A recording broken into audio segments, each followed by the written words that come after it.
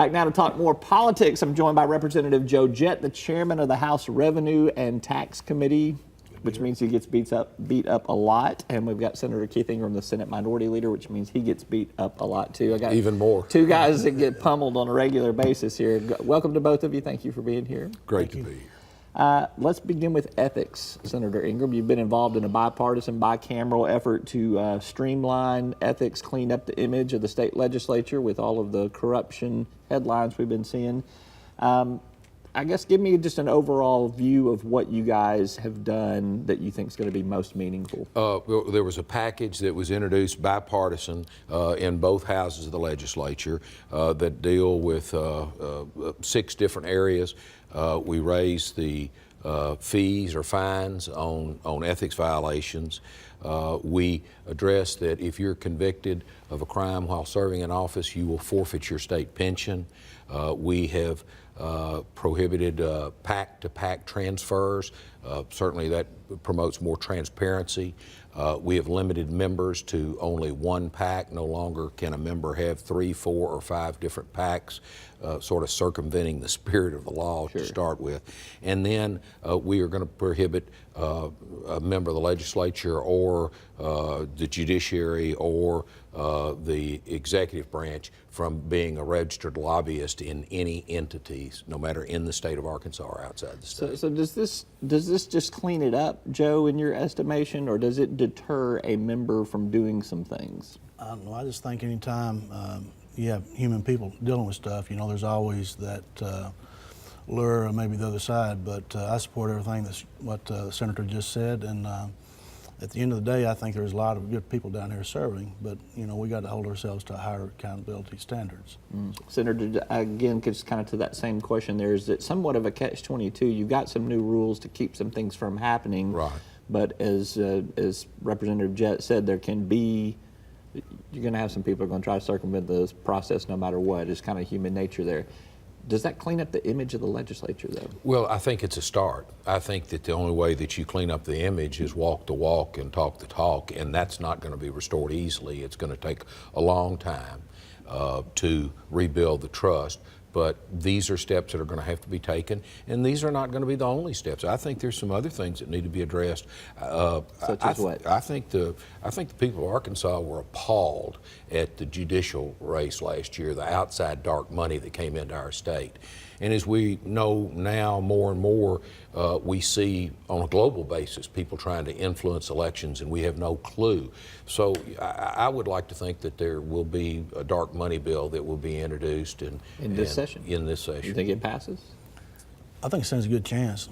Like the senator said, I think a lot of people are just tired of outside money coming and trying to buy our elections. So I think it stands a pretty good chance. All right. If it doesn't, maybe there'll be a citizens initiative to do that. Let's turn our attention to tax cuts. You opposed the ones that the package that the governor pushed. You voted against it this week. I'm assuming you support the ones. Well, my name's on the bill, so yes. But I hear tough sledding in the House. Do you have the votes right now to pass it? You know, I think it's kind of a moving target right now, but yeah, I'm anticipating running the bill Tuesday in committee. I see no opposition in committee. I think it's going to come out in committee, and then I guess we'll get it on the House floor and see. The hard work's on the House floor, I think. How many votes shy do you think you are? I think right now probably I'm hearing different numbers, anywhere from a dozen to half a dozen. Mm-hmm. What persuades them to come over to support that? Highway bill. Everybody's talking about the highway bill. We want to see a meaningful highway bill. We all go back home to our districts and we go out campaign. Everybody's talking about highways as opposed to tax cuts now. So I think a lot of my colleagues are looking for guidance on the highway. Once we get a highways package out there, I think you'll see the rest of my colleagues come over and vote yes for the bill. Maybe even a Democrat or two. Senator, why did you oppose the tax cut plan from the governor? Well, I think number one, 94% or 98% of this tax break went to those making $94,000 or more in this state. So the optics of it are very bad. I thought that there was a way to balance that out with something like the earned income tax credit that has been a proven benefit to help working families, and you get a real boost, a 2-to-1 studies show that you get a 2-to-1 impact on people. I mean, these are people that are going to turn around and take that earned income tax money and invest it back in the economy. They're not going to save it. I don't want the people of Arkansas to be misled in the sense that government is fully funded and that everything is operating at maximum efficiency and we are funded everything that we need in this state, and so therefore we can afford another tax cut. And that couldn't be further from the truth. We've had developmentally disabled kids that have been on a list for 10 years, 3,000. Now, about 400 have been knocked off that. Our schools, our catastrophic funding in our schools, pre-K. We have rural fire departments are suffering, senior citizens, and you start to see now some legislation that are being introduced to fund some of these things. So I think the big message is that a tax cut it can be workable if we balance it with some other investment in our people of our state. Senator Ingram makes some valid points there. Give you a chance to counter-argue that. Well, I mean, I can't dispute what the senator. We're good friends, and I have actually co-sponsored in EITC for the last 2 sessions, so I do get that. But at the end of the day, you know, I think this tax cut was done in a responsible measure, thought process. You know, it's $97 million phased in over a 2-year period.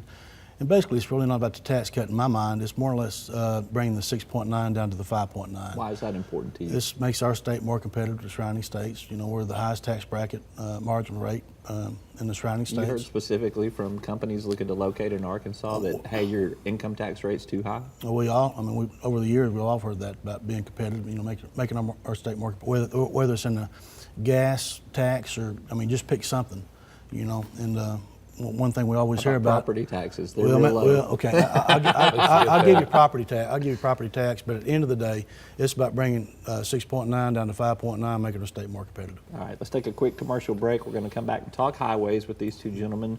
There's a lot going on at the Capitol on that. I'm Roby Brock. This is Talk Business and Politics. We're back right after this word from our sponsors.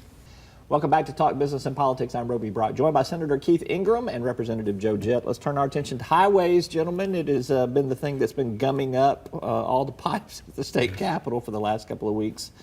First question to you, Senator Ingram. Do either of you think that we failed to get a highway plan out of this legislature? I think there is a growing will to do it. Representative Jett and I have discussed, and you can see in the income tax how the transportation plan has come to play. Again, what I hear from people at home is not that a $12 tax cut is a major issue, but the roads are. And that's $12 for somebody earning $50,000. $50,000, they get $1. They get $1 a month. But to show you how far we've let the road slide, the Trucking Association is willing to take a 10-cent increase to the diesel tax because that's cheaper on them than the damage that's being done to the trucks every day. So those are the people that are out there, and I think that we're hearing that from all our citizens. Any chance that a highway plan does not come out of this session? You know, in politics, you know, it's a funny thing, so I'm not going to be put in a box, but end of the day, I think there's 99% chance that we're going to get something done. What's being discussed, Representative Jett, in terms of the dollar amount? Are we talking $200 million, $300, $400 million, more than that? How big might this highway plan be? I'm going to say it's going to hit around the $300 million mark. Mm-hmm. Is that going to be enough to meet the needs? Well, Senator Ingram and I worked on a bipartisan group of 5 senators, group of 5 House members that come together, and we tasked the legislative audit to audit the highway department. Their needs come in at $470 million, and then you address the 70-30 split to the counties and the cities, so that price tag blew really up to $670 million, I think. So obviously this is a huge need, and that's just to put the highways back to a C grade. That's not to have the top of the state-of-the-art highways, that's just to maintain the roads. So $300 million is still maybe not quite enough, but it gets us going in the right direction. Yeah, Senator, you know a little bit about the concrete business, so I want you to tell me, because I hear this argument about there needs to be more audit or oversight of the Highway Commission, and the Highway Department, which has its independence through the Mac Blackwell Amendment. What do you guys feel you're not getting from the highway department? Because I feel like they have offered to be a fairly open book here. What are legislators not getting that they feel like they need to instill? I've never had a problem with the highway department. I've understood their role just like game and fish. They're constitutionally independent. As Representative Jett said, legislative audit went through all the needs that they proposed and backed up that they were correct. The numbers were right. And there are some in the legislature that feel that they need to have a little more oversight of the highway department. Personally, I've never had that problem because I've sort of dealt with them and know what they're up against. And so it's hard for me to sort of say that, what their various problems with. I think that they have done a good job in coming in front of the joint committee and talking about every project that's over $10 million and showing where the money's going. So at the end of the day, I think they've done a very good job of justifying the need and showing where the money is being expended. So what would need to be, either one of you, what would need to be done legislatively to give some sort of assurance to members that here's a change in policy towards the highway department? I think you see some of the new funding probably go back through RSA, so that way the legislature can control some of the funding going back to the highway department. Okay, so let's talk about some potential components of what might make up this $300 million-ish deal here. First of all, I'll give you the chance you've been in some negotiations about it. Would you like to reveal to me what the highway plan might look like that the governor's going to announce? I would, but I think I'm going to be meeting with the governor and the Speaker of the House shortly, so I probably better hold back on that. All right, so let me throw some trial balloons out there, and you guys tell me if these things are in the mix here. Half-cent sales tax extension. Got to be part of the component. Got to be part of there. That's a given. Is it making it permanent or just another 10-year Probably extension? another 10-year extension, I would agree. Yeah, all right, so not permanent. Probably not permanent. Okay. I would agree. What about registration fees on alternative vehicles, the solar power, the electric cars and stuff like that? I think that's a common sense component to it, because right now it's a fairness issue. People who has electric cars or natural gas cars, there's no road tax, user fee, What if you could will. that raise? Not about $3 million, something. But it's a mix of different things that are going to have to come together. And as we know, some of us that are old enough that remember when we had gas burners before we had diesel trucks on the road, that is going to grow over time because I'm not that old. I don't I know what century you're in. I started to say, he's left me too. So. Joe's going back to the horse and buggy days, though, is what he's doing. But that is going to grow, and we're going to see that. So it's better to do it on the front end and have that growth potential there. All right. Also, there has been conversation about raising taxes for diesel fuel tax. You mentioned that the the truckers are interested in seeing some increase there, and then also probably consumer gas taxes go up too. How does that? What's being discussed in terms of how that might work? I think the numbers. Right now, I think the magical number is 300 million. So the numbers that I'm hearing is I think gas is around approximately $15 million a penny that you raise.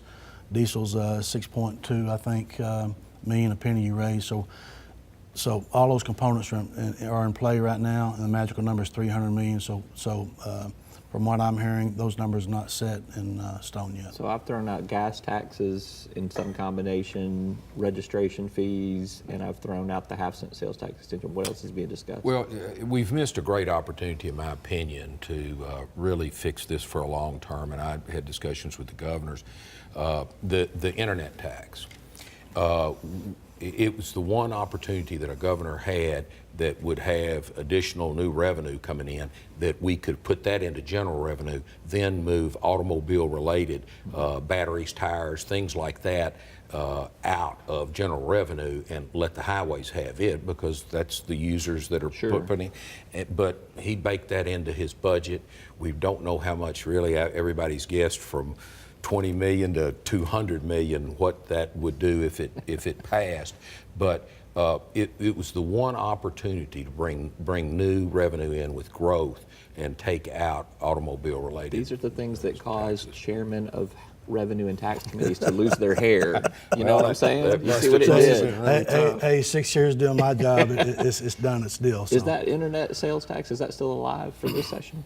Yeah, it's going to have to be. Right now, the talk is putting it back into the net operating loss, carrying forward the corporate tax cuts, if you will, coming forward. So we're going to probably put those together. There's some federal implications to that. Yes, We're not time to go on that today. But what about casinos? The casino proposal that was out there on the ballot initially was to divert some money to road construction and highways. That was not in what was passed, but is that part of the conversation too? I think the Attorney General, said that was unconstitutional, is why that didn't.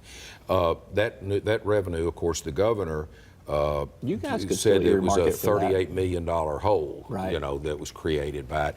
I was willing to make a wager that was not going to be that. I think he knows something he's not telling. And so I think that is some growth for general revenue that's out there. Yeah. That we'll see, and certainly the casino is going to be a tremendous boon in eastern Arkansas. Quickly on casinos, you see it happening? Yeah, I mean, I think right now, discussions I'm having on the House end with the governor and the Speaker of the House, I think everything's in play. All right. Quickly on casinos, I asked this question to Senator English in the block before you guys. If you had a chance to go gambling anywhere in Arkansas, Pine Bluff, maybe Russellville, Hot Springs, West Memphis. You're from West Memphis. I'm going to assume you're going to play your politics right, and you're going to Russellville to gamble. I'm going to probably go right across the street to Southland, and what they're going to create there is going to be incredible. Yeah. With the 20-story tower, the highest tower between Memphis and Little Rock, and I think they are going to create a really one-of-a-kind experience. It's going to be a regional draw. Keep up with those gambling numbers. It's been big, booming business there. Where do you go to gamble in the state of Arkansas? I want success. I farm for a living, so I wake up and gamble every day. so I'm going to stay right home in success. You're going to stay there on the farm and keep gambling with your money there. All right, Joe, Jett, Keith Ingram, thank you both very much. Appreciate you. All right. Appreciate you. Thank you. Great. We're back with more right after this.